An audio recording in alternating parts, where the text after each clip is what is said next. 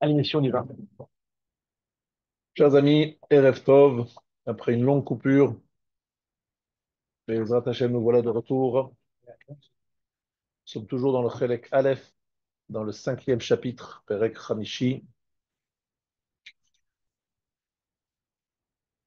et nous devons un petit peu nous rappeler de ce qui était déjà peut-être une partie dit, peut-être pas tout à fait bien comprise, peut-être aussi, et essayer de continuer Bezrat Hashem.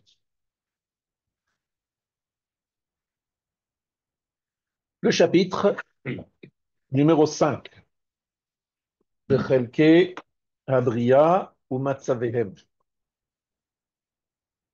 Donc on avait commencé déjà ce chapitre. Nous avons déjà fait le Hot Aleph et le Hot Bet, mais euh, nous sommes plutôt à la lettre Gimel.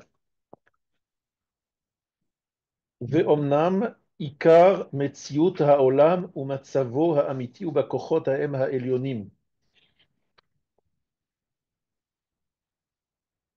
Donc nous allons parler un peu de choses un peu élevées, un peu voilà, un peu peut-être loin de nous, mais il faut les connaître. Je vous rappelle que tout ce qui est écrit ici dans le Derech Hashem, ça fait partie des fondements. On n'est pas en train de parler de choses, on va dire, superflues, inutiles à notre connaissance et à nos compréhensions. Non, c'est des choses que nous devons connaître en sachant qu'il y a des choses sur lesquelles on n'a pas effectivement des révélations, des dévoilements, parce que ce sont des choses qui sont pas nécessaires à notre avodat Hashem quotidienne. Mais ce que nous étudions dans le Derech Hashem, ici avec vous, ce sont des choses nécessaires dans notre avodat Hashem et ils ont un effet, ils ont un intérêt, et donc nous allons les étudier. Aujourd'hui, comme les autres fois, nous allons nous aider des écrits du Rav Hillel sur justement le Derech Hashem. Alors, nous allons reprendre donc la lettre Gimel. La lettre Gimel nous dit la chose suivante. Omnam ikar metziut ha'olam u matzavo ha'amiti u bakochot ha'em ha'elyonim. Ikar metziut ha'olam u matzavo ha'amiti. C'est-à-dire, l'existence du monde. Ikar metziut ha'olam.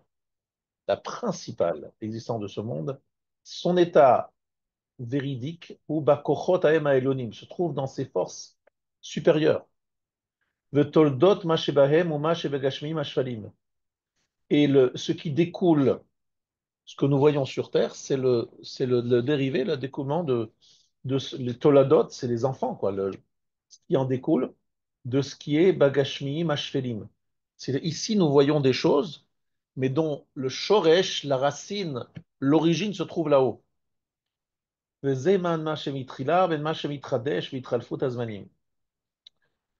qui est là depuis le début, ce qui se renouvelle.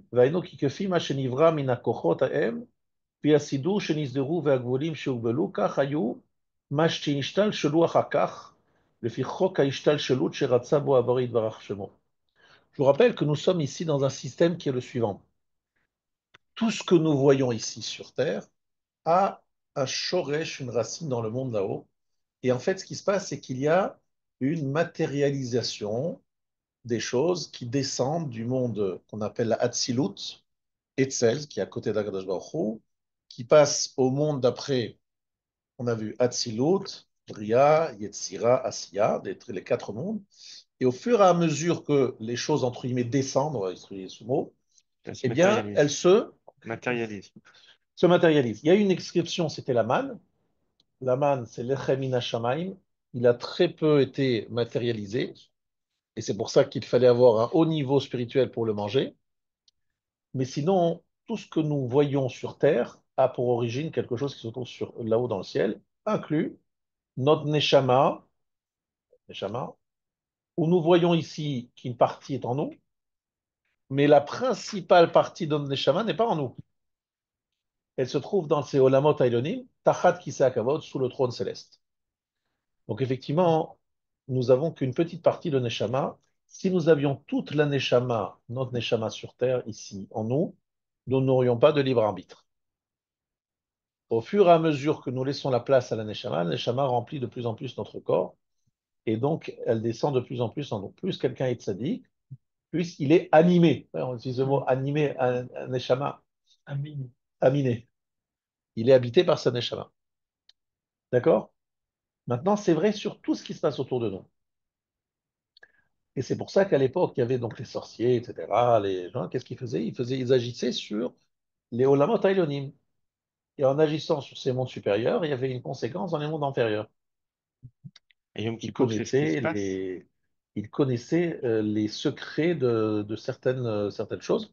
Et c'est ce qui se passe à... Je dis à Yom Kippour, dans Yoma, tous les, on comprend pas le cérémonial qui se passe à Kippour, c'est pour activer ce qui est en haut. C'est ce Alors, ça que, c'est autre chose. Alors, ce que nous faisons ici comme mitzvot ont une répercussion vers le haut. Là maintenant, je suis en train de parler de haut en bas. Après, effectivement, il y a aussi une bien, influence de bas en haut. Et pour l'instant, nous sommes en train de parler, dans c'est ce pas moi, sens. le Derech Hashem, il parle de Ishtal Shelut.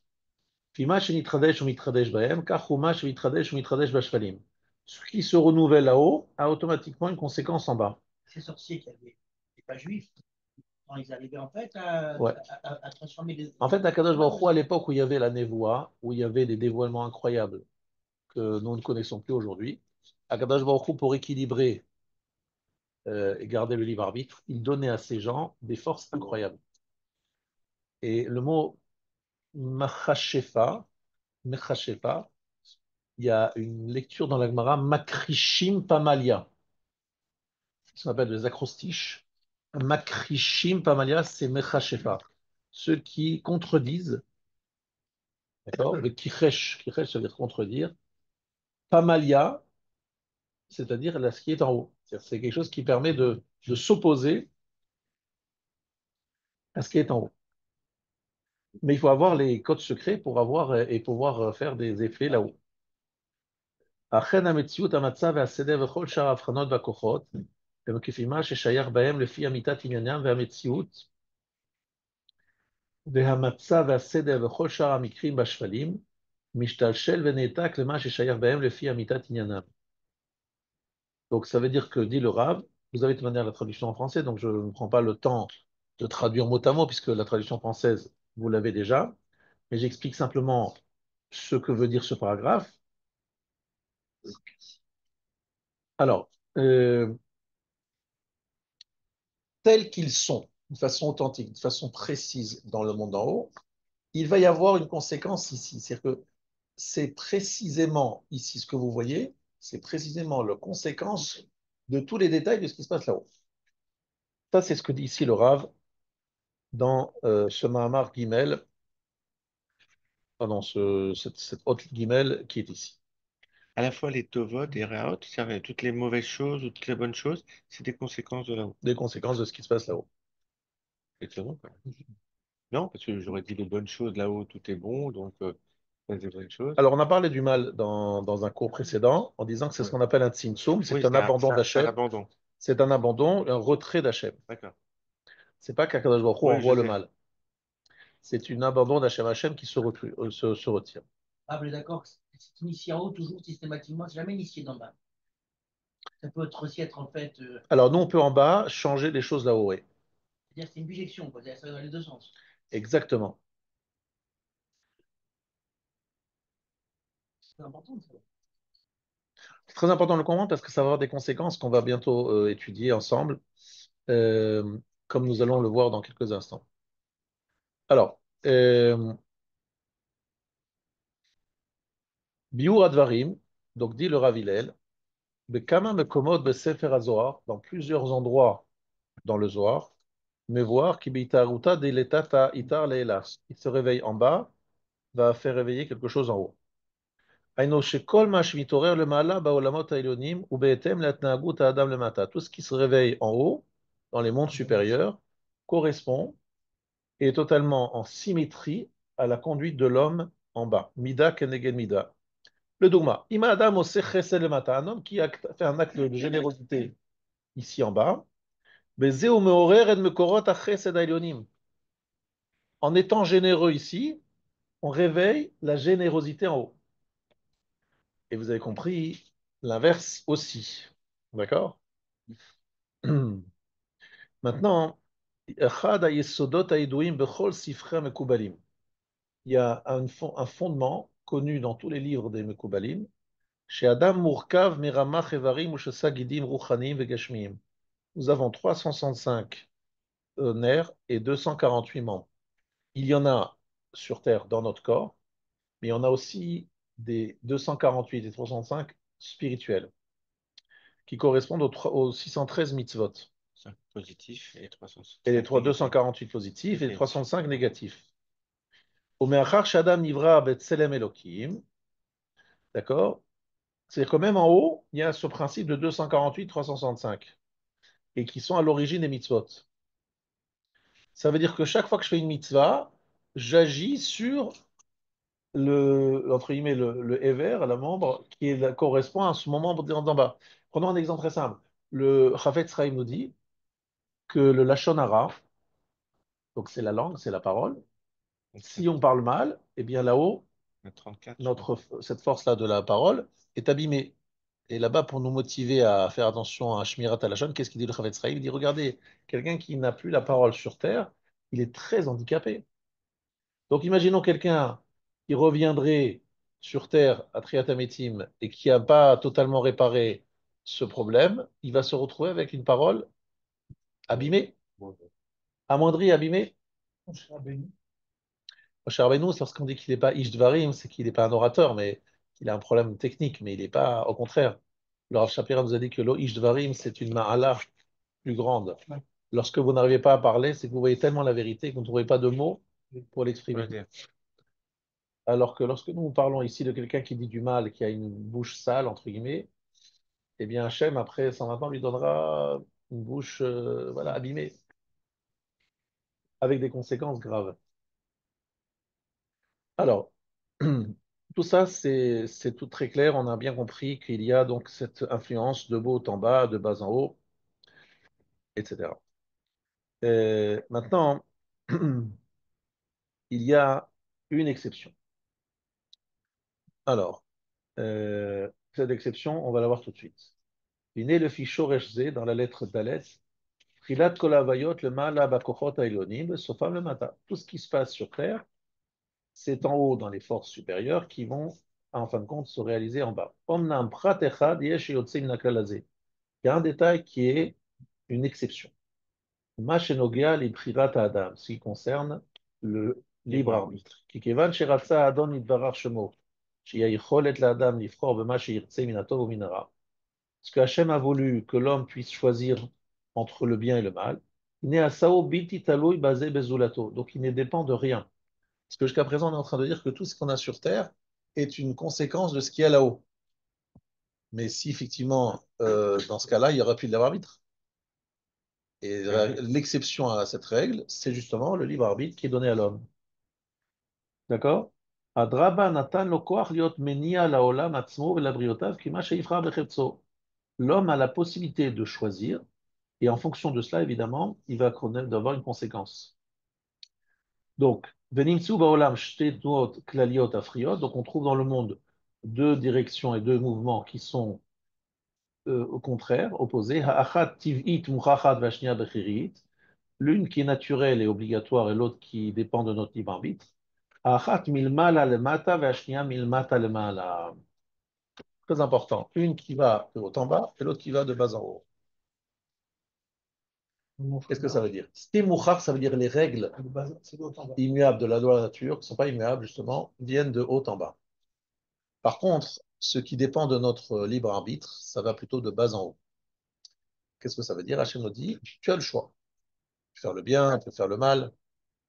Donc ça, effectivement, ça va avoir une influence là-haut, et ça dépendra de notre libre arbitre. Mais il y a des choses qui sont mouchachim, par exemple. Est-ce que demain matin, le soleil va se lever? A priori, ça ne dépend pas de mon choix. Est-ce que euh, est-ce que la nuit va tomber? Oui, elle est en train de tomber. C'est-à-dire que ce sont des choses qui, entre guillemets, sont fixées d'en haut et qui ne sont pas immuables parce qu'Hachem peut les changer. Mais si on les laisse faire, effectivement, elles continuent à le faire, ce qu'on appelle mouchach. Les lois de la nature sont des lois qui sont a priori toujours les mêmes. Par contre, ce qui dépend de nous, on a le libre. D'accord? הבחירית היא מה שאדם מניע בבחירתו, והנה מה שהוא יוניע, אי אפשר שיהיה לה גשם מן הגשמיים. כי האדם גשמי ומעשיו גשמיים. אבל מפני הקשר וההצטרפות הנמצא בין הכוחות העליונים והגשמיים, הנה בהתנועע הגשמי יגיע בהמשך ההתפעלות אל הכוח העליון שעליו. Attention, l'homme ne peut agir que sur des choses matérielles. Simplement, lorsqu'il agit sur les choses matérielles, automatiquement, il y a une conséquence dans les mondes supérieurs. Mais lui, il ne peut pas directement agir sur le monde spirituel. Il agit ici, en faisant ce qu'il fait ici, il y a une conséquence là-haut. Donc, c'est mis le mata, le mala, le contraire de la tenua hativit. Est-ce que jusqu'à présent, c'est clair? Alors, euh, c'est très important de savoir exactement les conséquences de nos actes. Très, très important, parce que nous, on ne voit qu'une toute petite partie des conséquences de nos actes. Il faut bien savoir que si nous connaissions les résultats, les conséquences de nos actes, nous ne ferions plus d'Averot. C'est très simple. On ne pourrait pas faire d'Averot. En voyant les conséquences catastrophiques ou l'empêchement que nous avons, que nous mettons dans le fait que des belles choses puissent se réaliser. Ça, c'est quelque chose qui vient de notre aveuglement, parce qu'Hachem n'a pas voulu nous montrer les conséquences de nos actes. Et si nous nous connaissions, nous n'aurions plus le libre arbitre, donc Hachem nous l'a caché. Jusque-là, je pense que les choses sont très faciles et compréhensibles. OK? Maintenant, euh, je voudrais ici rajouter ce que dit le Rav.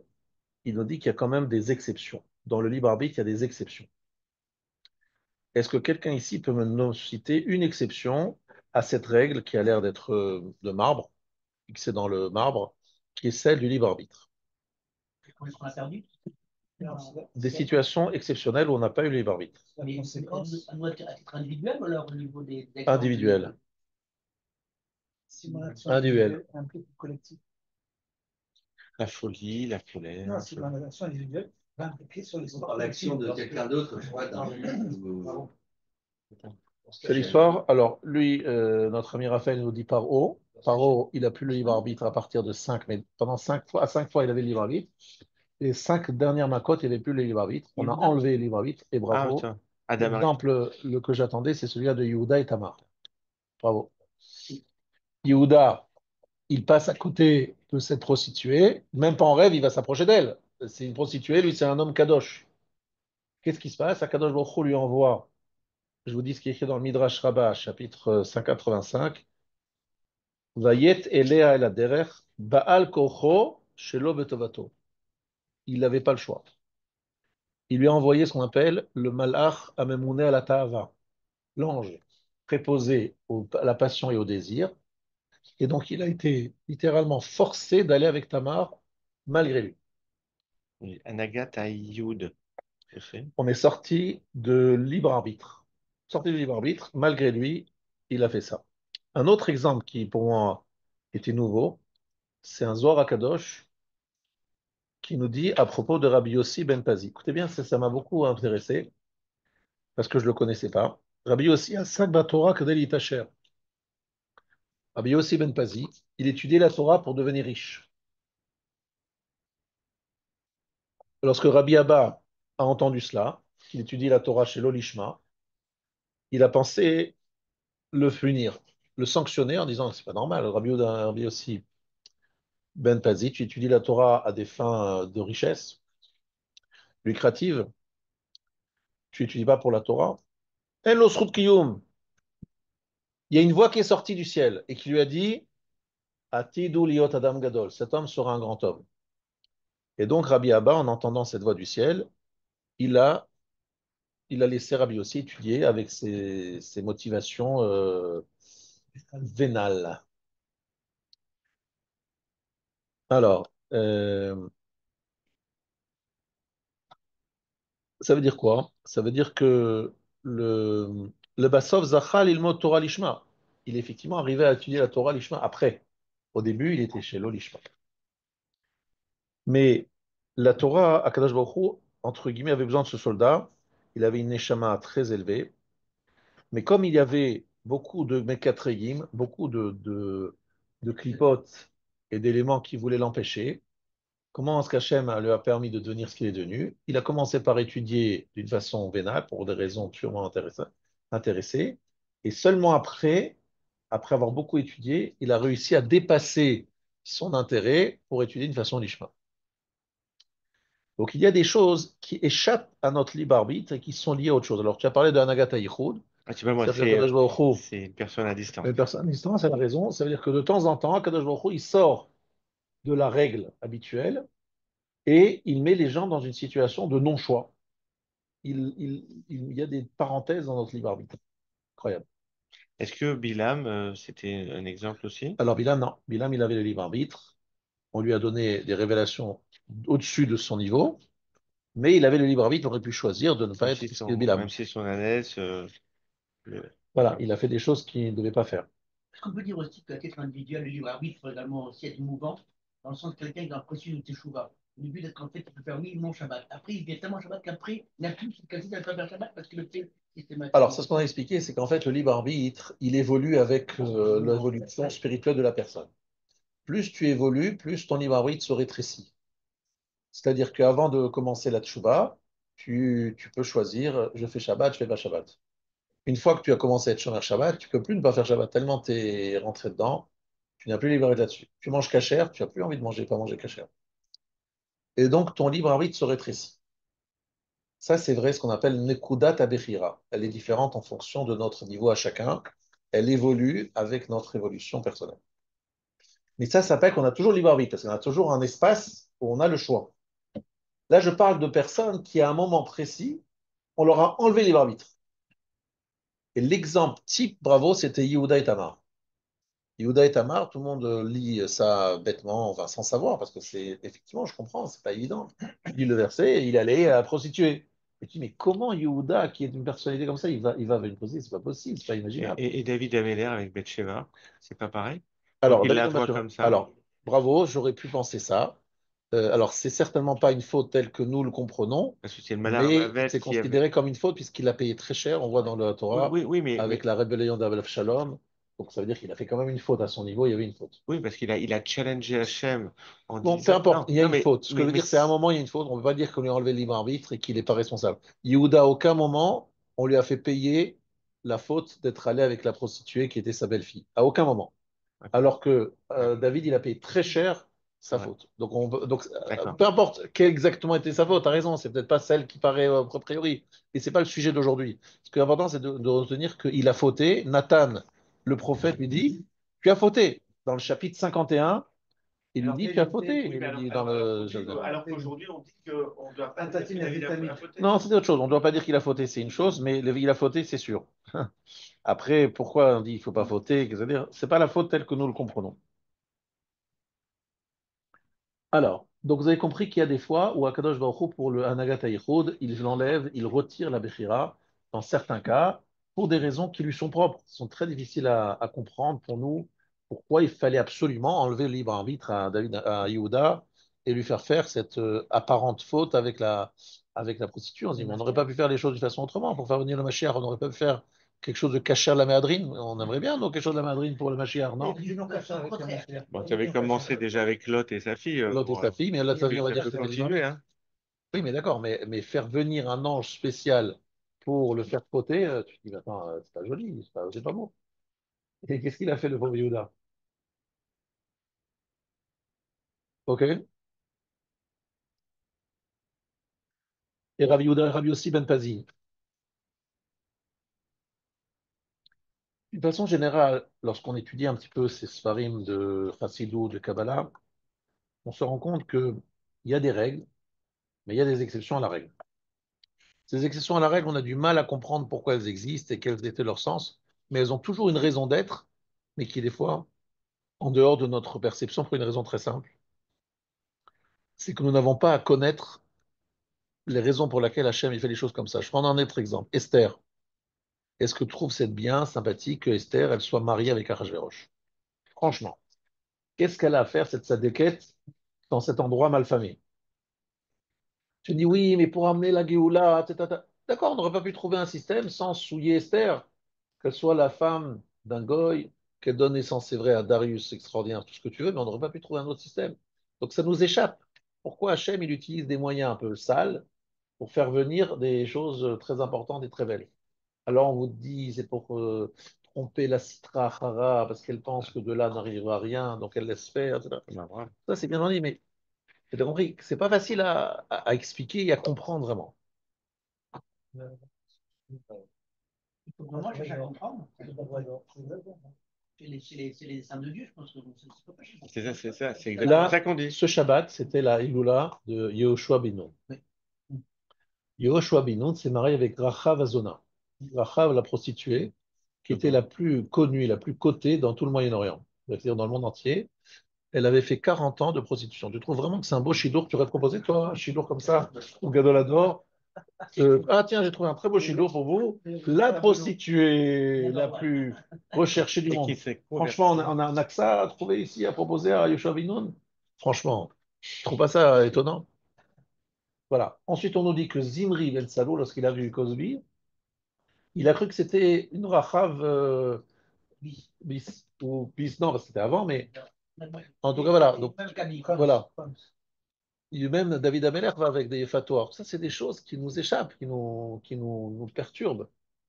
Mais encore une fois, ça fait partie du lot des questions qui font qu'on a un grand mérite d'être Mahamine, mais qu'on sait que tout cela, on aura un jour une explication très, très plausible. Pour l'instant, on dit que c'est les secrets, parce qu'Hachem, il a des calculs. Moi, ça me met déjà un peu hors de mots. Cette face sombre de tous ces grands personnages. Ça peut être Alors, c'est pas une face sombre, c'est ça qui est intéressant, c'est qu'on considère que Rachab, c'est ce que dit le Ben Ishraï, que Rachab, c'est un Gilgoul de Chava. Rachab, elle a quand même aidé. Elle avait aidé quand même. Mais c'est extraordinaire, elle a aidé, mais est-ce que ça efface son passé de 40 ans? Finalement, qu'est-ce qu'elle a fait toute sa vie? Chouva.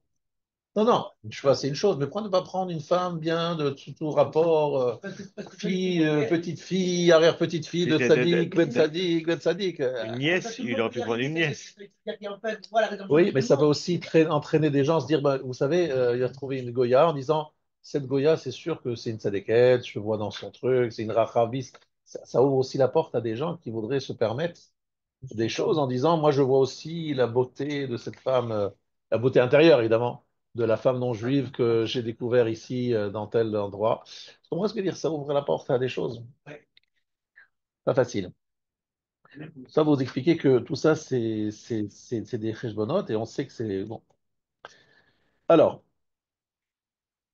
nous avons bien compris, je pense, ces différents éléments et nous allons maintenant essayer d'aller un petit peu plus loin. Le Rav, il pose une question. Je vous suis posé la question de savoir si vous étiez intéressé. Je pense que vous allez être très intéressé par ma question. C'est de savoir, est-ce que les goyim, quel genre de neshama ils ont? Est-ce qu'ils sont faits B'Tselem Elohim? Et là, il dit, le Rav, quelque chose de très intéressant. Il dit qu'ils ont une neshama, évidemment, tout à fait au-dessus des behemoths, mais avec un niveau différent de celle des hommes, des juifs. Nous sommes B'Tselem Elohim, et il y a une Mishnah que vous connaissez tous dans Pirkei Avot.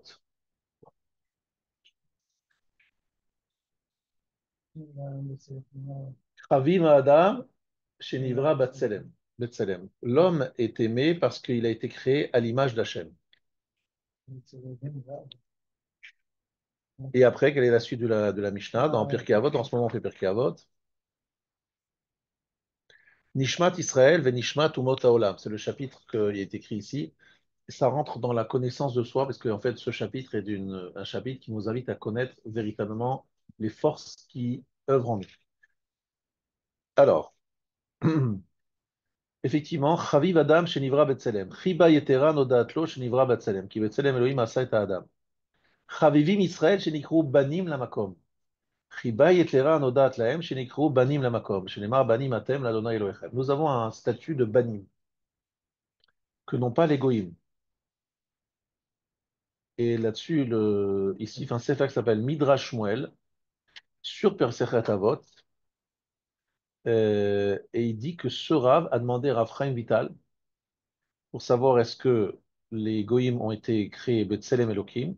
Et il dit Khalila, non. Rav Chaim Vital lui a dit que non. C'est ce qui est écrit ici. Ça ne veut pas dire qu'ils n'ont pas de neshama. Ils ont une neshama, mais ils ne sont pas Betselem Elohim.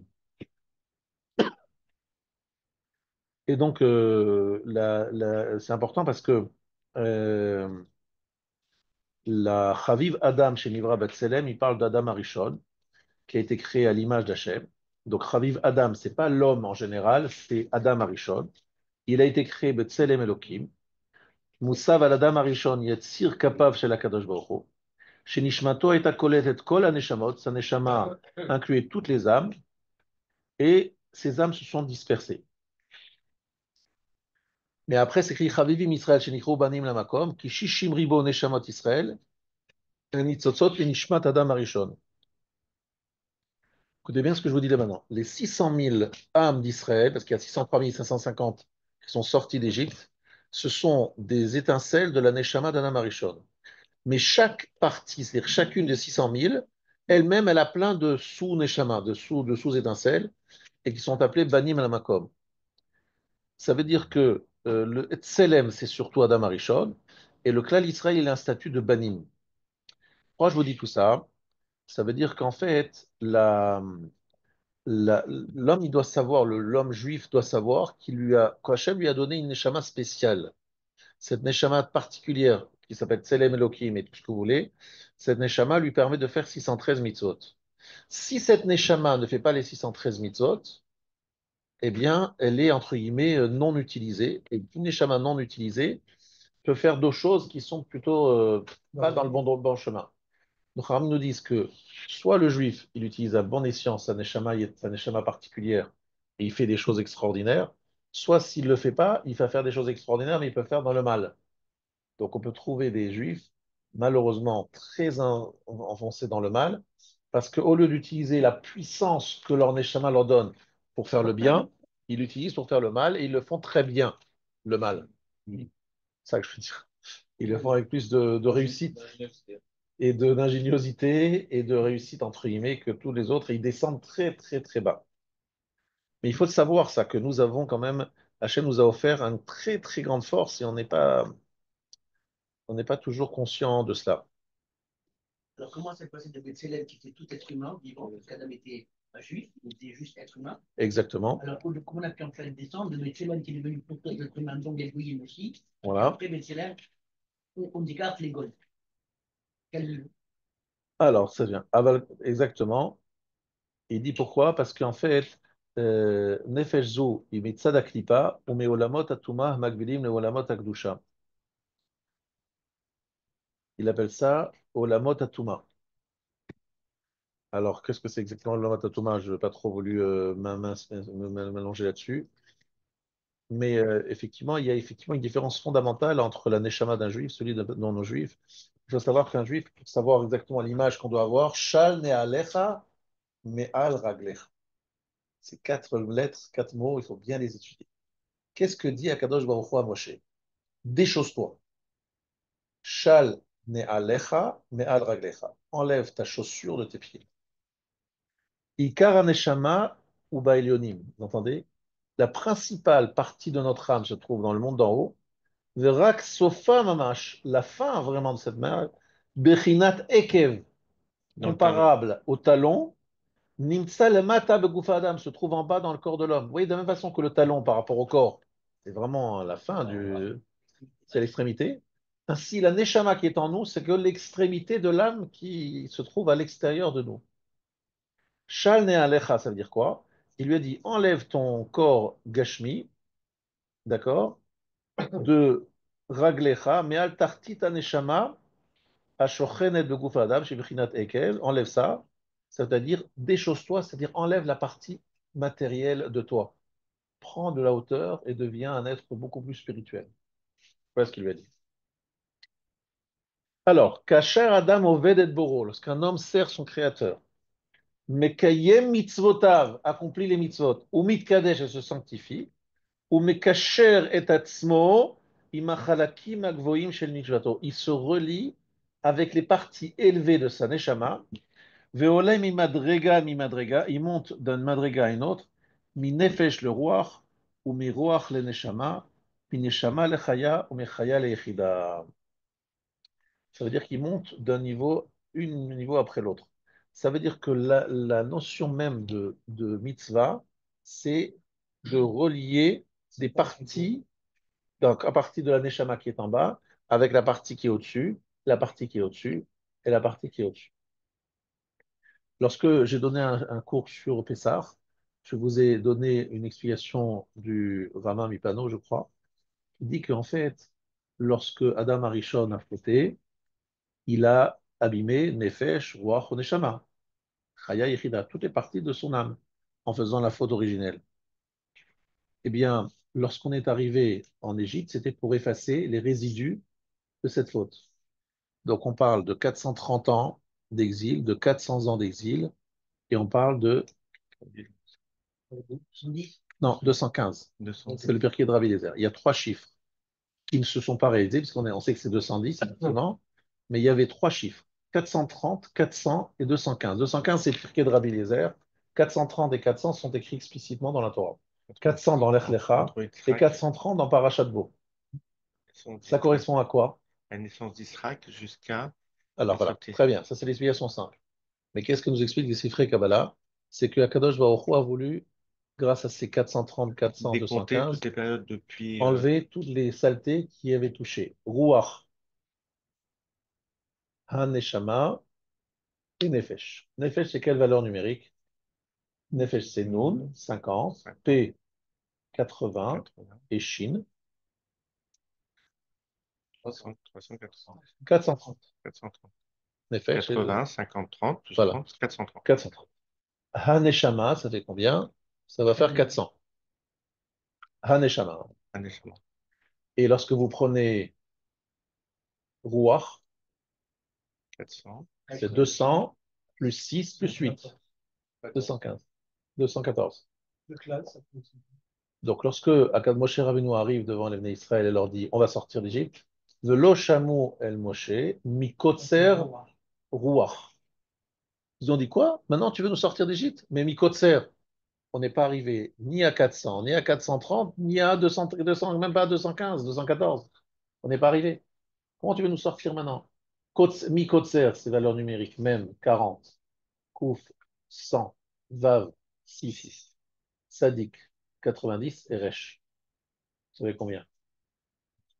290, 390, 296, ça fait 446, non? Ok, je crois qu'il n'y a pas de Vav. Donc ça fait 400, 440. 430.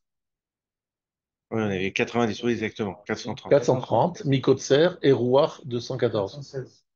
Ils ont dit, mais on n'est pas arrivé à 430. On n'est pas arrivé à Rouar à 214. Comment tu veux nous sortir déjà maintenant? C'est trop tôt.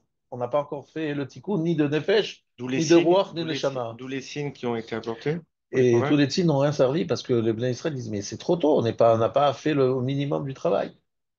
C'est quoi le travail? C'est qu'en fait, il faut effacer les résidus de la faute qui ont touché Nefesh, Ruach, Neshama, d'où les trois chiffres Et que je vous ai pourtant, ils sont cités. sortis.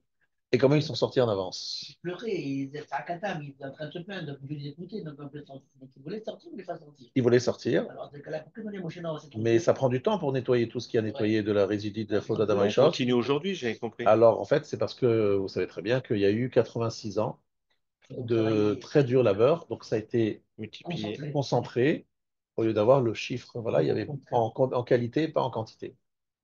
Qualité, Quantité, mais en quantité produite. qu'est-ce que ça veut dire? Ça veut dire qu'en fait, Rabotai, c'est qu'il faut bien que vous compreniez là. Je suis en train d'essayer de vous expliquer quelque chose qui est important pour moi de vous transmettre à travers ce Derech Hashem et ce Rav Hillel qui l'explique. Il dit qu'en fait, lorsque vous faites une mitzvah, vous créez des liaisons avec les parties qui ne sont pas en vous. C'est très important de comprendre les choses comme ça. Je fais une mitzvah, Maneshama qui est sur terre, j'essaye de plus en plus d'arriver à trouver une liaison avec la partie, la Neshama, qui est juste au-dessus de moi. Et après, juste au-dessus. Et après, juste au-dessus, pour essayer de ramener de plus en plus de Neshama en moi. On a une partie seulement, on a que Roi par exemple, et le reste c'est là-haut, c'est ça? Ouais, exactement. On a Nefesh, ça c'est sûr. Ça, tout le monde a Nefesh. Ouais, Nefesh. Ruach, beaucoup. Et Neshama, très peu. On va dire comme ça. Et Chaya Echida, très, très, très peu. Mais comment tu le vois? Tu le vois très très clairement. Tu le vois très clairement avec c'est quelque chose que j'ai vu. Comment j'ai vu? Je vais expliquer comment j'ai vu. Vous avez par exemple, vous fréquentez un gadol d'Israël, un vrai grand. Qu'est-ce que vous voyez? Vous voyez qu'il ressent les problématiques des mitzvot et des averot beaucoup plus, de façon beaucoup plus forte que nous, comme une réalité. Prenons un exemple. Un jour, écoutez bien ça parce que c'est vraiment une belle explication. Le Rav Moshe Feinstein, il est, vous savez, le grand décisionnaire, un grand tzaddik, un grand Talmid Chacham. Et il y a son secrétaire qui l'appelle en disant, Rav, vous avez un téléphone.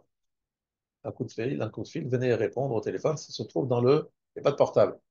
Donc il faut aller sur le fixe, qui se trouve dans le bureau du Rav. Il se dirige vers le bureau et devant la porte, il y a quelqu'un qui fait la Hamida, je connaisserai, devant la porte. Vous savez qu'il est interdit de passer devant quelqu'un qui fait sa Hamida. Alors il lui dit, vous savez, Rav, c'est très important, c'est un donateur, si vous ne lui répondez pas, il risque de se vexer, etc. Il dit, mais je ne peux pas, il y a un mur. Il n'y a pas de mur. En fait, lorsqu'il dit il y a un mur, c'est que la halakha pour lui, c'est pas juste une Une idée page, d'esprit, c'est pas une c'est pas une ligne d'encre dans le livre, c'est comme une réalité. réalité. Il peut pas, je peux pas passer, c'est un mur. Mais c'est pas un mur, c'est une halakha, oui, mais c'est un mur, quoi. Lorsque, par exemple, le Rav Steinman, il dit à quelqu'un, ça sent le Shadnez ici. C'est à la paracha de cette semaine, on parle du Shadnez. Ça sent le Shadnez, il a dit ça à Rav Serouya. Il dit quoi, son Shadnez? Il a fait vérifier avec sa femme son pantalon. Ils se sont trompés, ils croyaient l'avoir donné en vérification, ils n'avaient pas vérifié. Il y avait du Shadnez dedans. Lorsque, par exemple, le Baba Salé, on lui a donné un verre, il a dit, vous ne pouvez pas l'utiliser parce que il sentait que le verre n'avait pas été au mikvé. Ça veut dire quoi? Ça veut dire que plus la personne s'élève spirituellement parlant, donc plus la neshama pénètre en lui, plus il ressent les mitzvot, pas comme étant juste des choses, mais des réalités. Et comment vous faites ça? C'est parce que la neshama est plus présente en vous, donc vous avez plus de ressenti. Et quelqu'un qui est plus gashmi, il ressent pas du tout ça, il sent rien. Mais si on était plus neshamique que gashmi, on ressentirait les choses comme une réalité.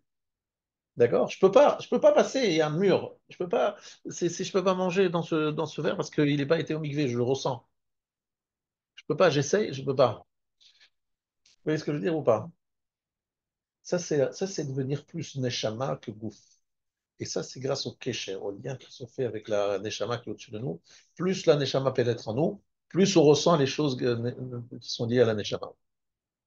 Voilà. Si vous avez bien compris ça, vous avez gagné la venue dans ce shiur parce que c'était que j'aimerais que vous vous regardiez dans la glace autrement en sortant de ce shiur qu'avant en entrant.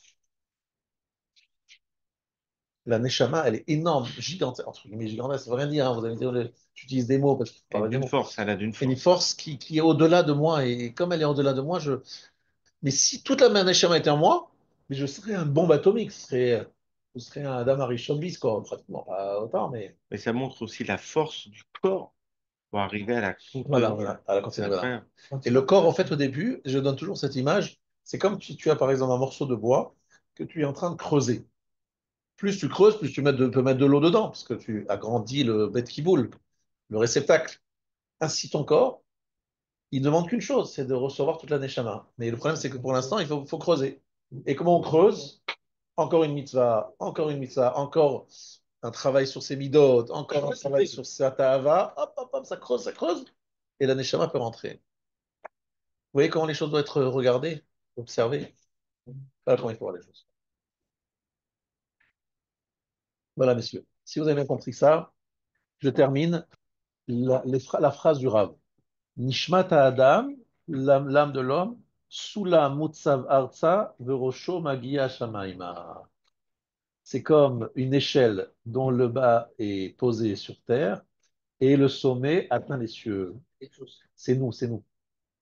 Donc des fois, on a notre neshama d'en haut qui nous envoie des petits messages. Je sais pas si ça vous arrive des fois, des rêves, des moments où vous sentez qu'il y a quelque chose qui ne va pas. Comme ça, on dit, on appelle ça la conscience. En fait, c'est des fois, des messages que la Neshama nous envoie et on ne sait pas vraiment d'où ça vient, mais on dit, mais d'où j'ai appris ce, pourquoi j'ai ressenti ça? C'est des messages qu'on reçoit d'en haut. OK? Achoté, mesalek b'maasav et chelke nishmato. Au contraire, celui qui faute, il enlève en faisant ses actions une partie de son neshama. Je lis dans le Rav Hillel. D'accord? Il ne faut pas gâcher son neshama. On a tout à fait de pas gâcher. Non, il faut savoir que nous avons en nous une puissance atomique incroyable. Et vous le voyez par exemple lorsque une personne arrive des fois à faire des bouleversements, une personne des fois est capable de faire basculer le monde dans l'horreur. Hitler, il marche au zéro. Et une personne est capable de faire basculer le monde dans un monde meilleur. Moshe Rabbeinu, Aaron Cohen, une personne. Et des masses, hein. Depuis en fait Si, beaucoup d'années. Quoi. Des gens qui étaient horribles, on a eu plein. Des gens qui étaient en fait vraiment, qui ont pu arriver à faire le tikkun du monde, le tikkun olam. Il y a très très peu. Hein.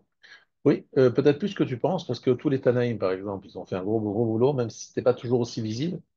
Par exemple, Rabbi Hanina ben Dossa, il mangeait de la caroube une fois par un cave de caroube de Motzei Shabbat à vendredi après-midi. Et le monde entier était nourri grâce par son mérite. Donc, parce qu'il est mort, c'est-à-dire que le monde, Ben, il y avait d'autres tzadikim par lesquels les choses tiennent. Et encore aujourd'hui, moi j'aimerais bien savoir qui, mais il y a sans doute encore aujourd'hui un tzadik. 36. On a 36. Il y en a 36, mais il y en a un par lequel le monde entier mange. Parce qu'en fait, j'ai analysé, parce que je vais vous expliquer ce qu'un jour j'ai pensé. Je dis, ça n'engage que moi. Hein. Et qu'une fois, je me suis demandé pourquoi Rav Sheiman, il est tellement dans l'anti-Olamazé. C'est un ascète, c'était un ascète. Et je me suis dit, pourquoi il fait ça? Rav Chaim Kaneski, il n'est pas comme ça. Il y a Rav Shari, il n'était pas comme ça. C'était pas à ce point-là. Je dis peut-être que lui aussi, il est comme Rabbi Hanna Mendoza. Comme il ne prend rien de ce monde, par son mérite à lui, le monde entier est nourri. Parce que Rav Tzadok Cohen explique que c'est seulement celui qui est dans la privation un peu exagérée, quoi, la prichoute, que le monde entier est nourri grâce à une personne. On est compte, une personne, le monde entier est nourri grâce à lui. C'est vrai dans chaque génération. Sauf qu'on ne voit pas toujours ce qui se passe. Bien. Tout ça, c'était pour introduire la suite aussi. Donc, je vous invite, nous sommes, je vous le rappelle, dans la lettre Dalet. Et, Et maintenant, nous allons la lettre He. נסידר האדון ברוך הוא שכל העניינים אשר טיפל בהם בחירתו של אדם, יגיעו להניע בתנועה בחירית את הכוחות ההם. Toutes choses dans lesquelles l'homme a le libre arbitre, ils vont avoir une influence sur ces forces-là. באותו השיעור והמדרגה שחק להם, והיינו כי לא במעשיו לבדם יניעום, אלא אפילו דיבורו ואפילו מחשבתו. Alors là, il ajoute quelque chose de rare. Il dit pas seulement ton acte, mais ta pensée et ta parole. Tout ça a des conséquences là-haut. D'accord? On parle des choses dans lesquelles tu as le libre arbitre. Je m'explique. C'est important cette partie-là. C'est-à-dire, si par exemple, quelqu'un me dit, Monsieur Ariel Gay, vous faites une grave erreur, laquelle vous devriez étudier 15 heures, 18 heures par jour. Je dis, je pense que c'est au-dessus de ma madriga, même si j'aurais bien voulu y arriver, mais c'est au-dessus de ma madriga. Je ne pense pas que là-dessus, je suis dans le libre arbitre là-dessus. Je ne pense pas être arrivé à ce niveau-là. Maintenant, la partie où j'ai le libre arbitre, par exemple, écouter du Lachon Hara, pas l'écouter, le dire ou ne pas le dire, là, je suis dans le libre arbitre. Là, effectivement, le choix que je fais va avoir une conséquence. Mais ce qui est au-dessus de mon libre arbitre ou en dessous n'a pas de conséquence. Ariel Gué, tu fais Shabbat, franchement, je pense pas que je change beaucoup dans le monde supérieur en faisant ça parce que je suis tombé dedans en étant petit, quoi. J'ai pas la possibilité de pas faire Shabbat, quoi. Donc même en faisant Shabbat, je fais pas si je bouge grand-chose là-haut, vous voyez. C'est dans les parties où je suis dans mon libre arbitre et je prends des décisions qui me coûtent et où je fais un effort, où là, je crée des conséquences. Mais ce que je fais naturellement ou ce que je ne fais pas parce que c'est au-dessus de mon niveau, ça n'a pas d'influence. Vous entendez le... mais comme l'a dit Daniel, on tend vers aucune conséquence, quoi. Mais on modifie en fait ce niveau-là. On tend vers aucune Alors, conséquence parce celui qui que n'a aucune conséquence, il n'est plus dans ce monde. Il part de ce monde parce qu'il n'a plus rien à y faire. oui, mais si Par définition, si on est là, c'est qu'on n'a pas fini le boulot. non, mais Parce que celui qui a fini son boulot, il n'est déjà plus là pour en parler. Là, par accident. Non, non, mais Oui, mais c'est jamais un accident pas fortuit par hasard. Il peut y avoir, etc. C'est toujours parce qu'il a terminé son travail, ou s'il n'a pas terminé son travail, c'est qu'il y a une autre bonne effectivement, il peut y avoir oui, mais quelques... quand Daniel disait on tend vers le fait qu'on a ou vous l'avez dit de moins en moins de libre arbitre, parce que c'est plus une question de faire Shabbat ou pas, c'est plus une question de faire Autoré Shabbat. prescrit. Donc ça veut dire que mon impact avec le temps est beaucoup plus faible là-haut. Alors que les personnes qui font de Chouva, elles ont un plus grand impact, c'est ça que vous dites. Alors, exactement, c'est le contraire qui est vrai. Ah, Plus quelqu'un est grand, plus l'influence qu'il a est forte là-haut. mais vous avez dit le contraire, là, j'ai l'impression. Non, je vais te dire pourquoi.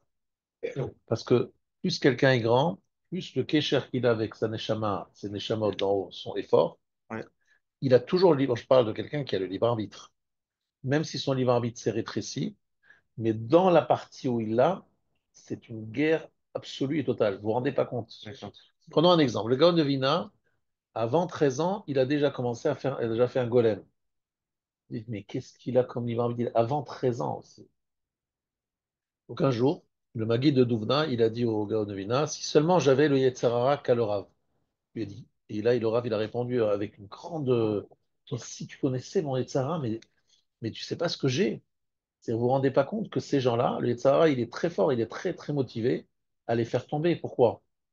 Parce que s'il C'est fait un tomber le trophée. Gaon de Vina, les gens vont dire, C'est un trophée. si déjà lui, il faute, ben, tout le monde va dire, bon, ben, lui, il s'est laissé aller, ben, nous, on va se laisser aller. C'est beaucoup plus intéressant pour lui d'attraper quelqu'un de ce C'est un niveau-là. trophée. Ouais. Donc, il sort toutes ses ressources pour le faire fauter. Donc, ne croyez pas que ces gens-là n'ont pas de Yetzirah. Ils ont un plus fort Yetzirah que nous. Et c'est pour ça qu'Abaye, il a accompagné un homme et une femme qui sont partis ensemble sur la route un peu isolée. Et il a dit cette phrase, il dit, lorsqu'ils se sont séparés sans s'être touchés, il a dit, mais moi, dans sa situation à lui, je ne sais pas si j'aurais résisté. Il me croit, Abaye, toi, tu n'aurais pas résisté avec une femme, alors que lui, un monsieur simple, il n'a pas touché cette femme.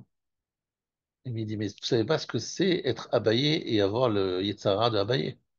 C'est un Yetzara terrible.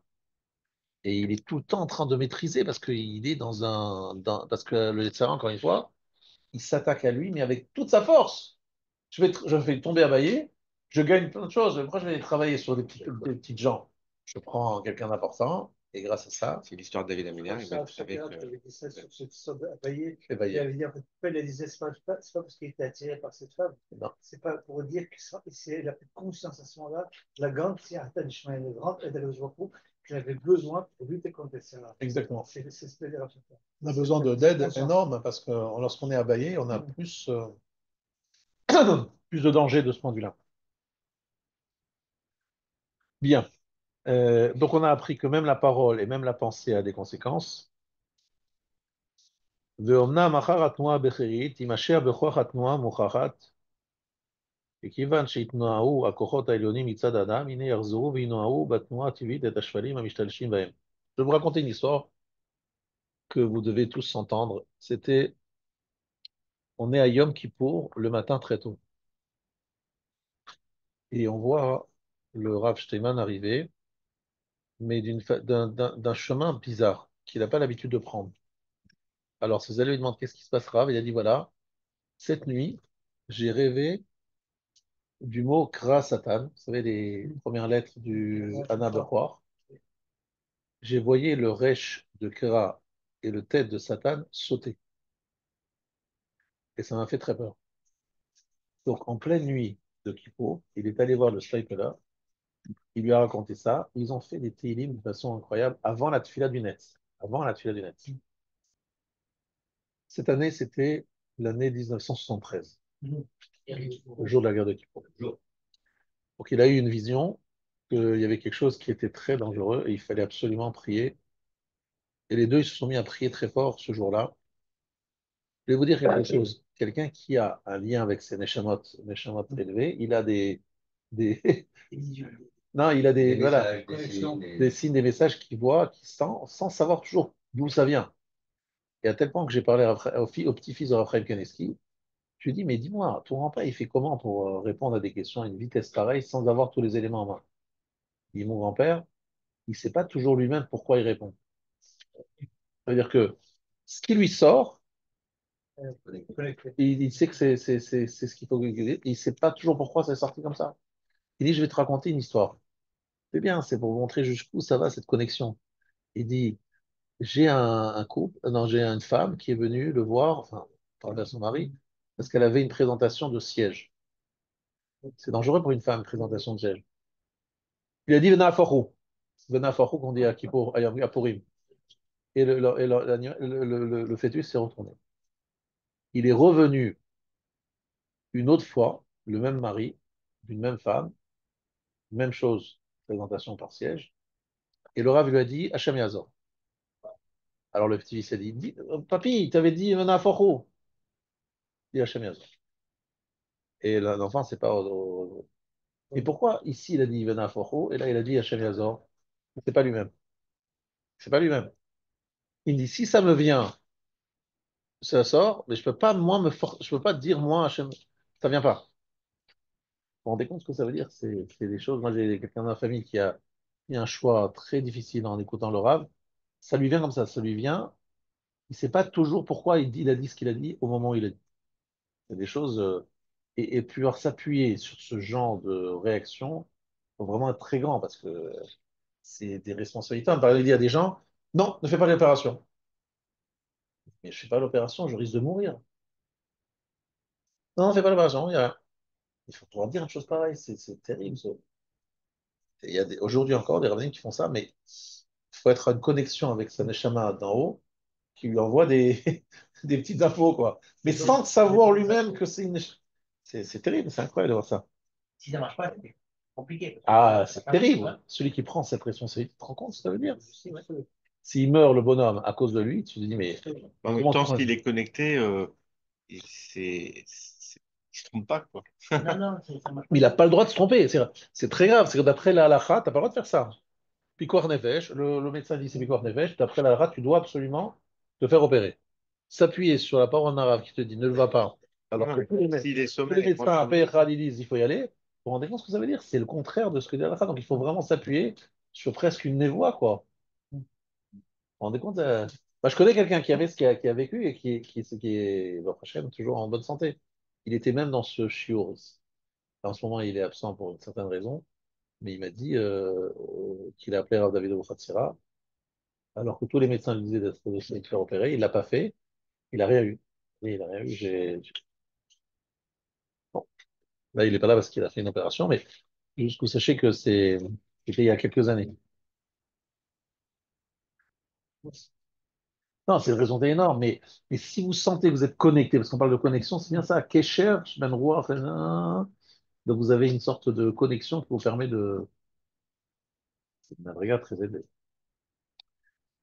Et tout ça dépend de notre libre arbitre. Donc je suis dans la lettre Vav. אומנם אחר התנועה הבכרית, יימשך בכוח תנועה מוכחת, כי כיוון שישנועו הכוחות העליונים מצד האדם, יחזרו וינועו בתנועה הטבעית את השפלים המשתלשלים בהם. Donc là, on est en train de parler d'un mouvement qui va de bas en haut, puis après de haut en bas. Ça veut dire que vous commencez à bouger les choses en passant de bas en haut, grâce à votre choix, et après, une fois que vous avez changé les choses à haut, ça redescend, parce que tout ce qui arrive sur Terre ne peut venir que d'une conséquence là-haut. Mais vous pouvez changer les choses qui sont là-haut à travers ce qu'on a cité comme exemple. Mais c'est à travers la Bechira. Bien. ואולם יש בכל העניינים האלה חוקים פרטיים רבים, il y a des lois très précises, כפי מה שגזרה החוכמה העליונה בעומק עצתה היות נאות לבריאתו, selon le décret de la חוכמה העליונה, selon la profondeur de sa pensée, ce qui est apte à la bria, ושערו הדברים בשיעורים רבים, בין בהנעת התנועה מאדם לכוחות, בין בהנעת התנועה מהכוחות לשפלים. ועל פי הרזים העמוקים האלה סובבים כל גילוי הנהגתו יתברך שמו בכל מה שהיה ושיהיה. Je précise ici quelque chose de très important. Le Rav ici est en train de nous dire, vous verrez la traduction en français, donc je ne vais pas m'allonger sur la traduction mot à mot, mais par contre, je vais vous expliquer ce qu'il est en train de dire. Il y a ici quand même une grande partie des choses qui se font sur Terre qu'on ne comprend pas, et on pense, si ça dépendait que de notre choix, nous, on pense que ça aurait dû être autrement. Il y a beaucoup de choses qui nous paraissent bizarres. On ne comprend pas pourquoi Hachem il fait les choses comme ça et pas autrement. Et dans notre vie personnelle aussi. Donc, par exemple, des gens me disent, grave, je pense que je me suis trompé, c'est pas la femme qu'il me fallait. Et il dit ça en disant des arguments de religion, quoi. Il dit, voilà, moi j'aurais dû marier avec une femme plus religieuse, je me suis trompé, ou j'ai avancé, elle n'a pas avancé. Je dis, t'as pas le droit, a priori, de dire ce que tu dis. Parce qu'en fait, tu es en train de dire que c'est pas de ta faute, c'est Hachem, genre, il s'est trompé, tu t'as mis avec une femme qui n'était pas du tout ce qu'il fallait, tu t'es fait avoir. Comment tu sais? Peut-être qu'Hachem, il a voulu juste l'enclore avec celle-là, que ça soit pas facile, qu'il y ait de sortes d'épreuves, et que c'est ton rôle sur Terre de faire en sorte que malgré l'opposition de ta femme, tu arrives à la convaincre à travers une action belle de ta part et la faire avancer. Je ne sais pas pourquoi tu es venu sur Terre. Est-ce que tu sais pourquoi? Est-ce que tu peux comparer ta situation à celle d'un ami à toi, une connaissance? Peut-être ton rôle, c'est autre chose. Chacun d'entre nous, on a une mission et on ne comprend pas toujours le secret de notre mission. Donc, ce qu'on a l'obligation de faire, c'est qu'une fois qu'on est rentré sous la roupa et qu'on a dit oui à une femme, de tout faire pour faire en sorte qu'avec elle, tout passe de la meilleure façon. Et même si on se dit, mais pourquoi je suis tombé juste sur ce genre de femme? J'aurais pu tomber sur un autre genre de femme beaucoup plus docile ou beaucoup plus convaincu dans la Torah. C'est pas ton problème, c'est pas à toi de réfléchir ça. C'est partie des choses que tu dois, avec lesquelles tu dois te mesurer sur Terre. Et c'est bien pour toi, mais tu sais pas pourquoi. Peut-être parce que dans un autre Gilgoul, il y avait autre chose. Bref, on ne sait pas les calculs de Hachem. Mais on ne peut pas, nous, avec notre petite compréhension, donner des leçons à Dieu. והנה בהיות שגזרה חוכמתו יתברך שיהיה בעולם מציאות הטוב והרע, הנה תחילת העניין הזה צריך שיהיה בכוחות האלה השורשיים, ואחריהם יימשך הדבר בשפלים. Puis dans la lettre Zayin, et il nous reste que très peu de temps, donc excusez-moi, donc je vais aller un petit peu plus vite.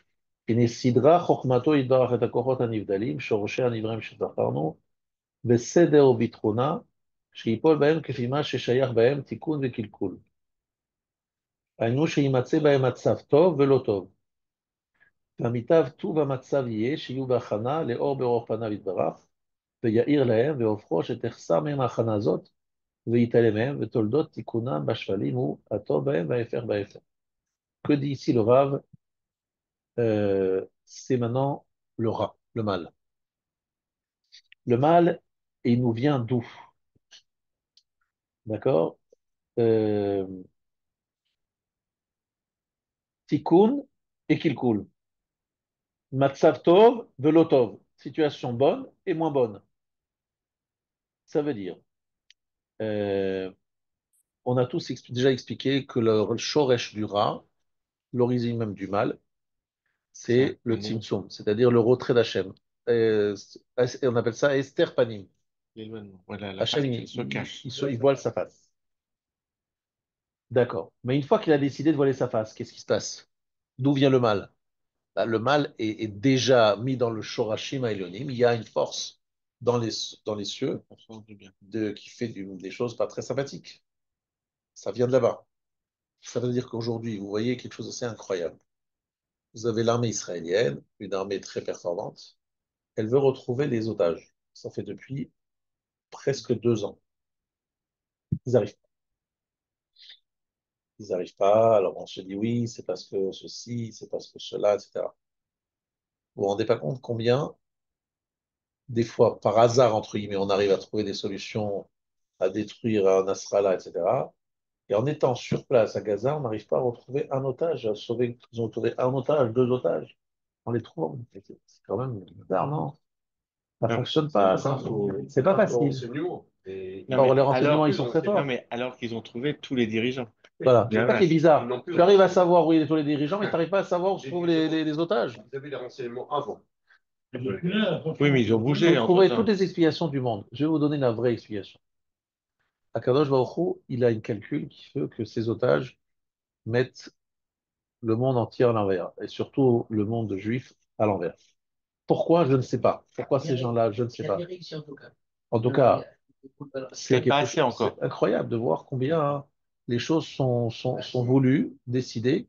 On ne comprend pas pourquoi. Il y a des choses qui vont facilement, l'élimination de Nasrallah, et comment des choses qui paraissent plus simples ne trouvent pas de solution, qui est de trouver des otages qui sont aux mains de quelques types qui sont là en train de les menacer avec une arme. Je dis, mais franchement, c'est pas si compliqué que ça. Et pas trouvé, et ils en ont trouvé combien en tout? Surtout très, très, très, très peu. Au moins qu'ils en trouvent 10, 20 comme ça, non? Ça marche pas.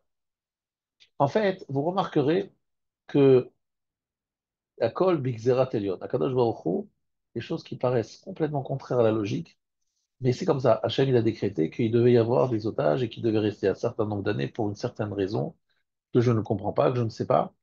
Peut-être pour qu'on prie pour eux, peut-être qu'on multiplie de filotes, je ne sais pas. En tout cas, ce qui est sûr, c'est que c'est quand même assez difficile à en comprendre et à entendre. Il y a des choses qui se résolvent rapidement, d'autres qui sont irrésolues. Qu'est-ce qui se passe?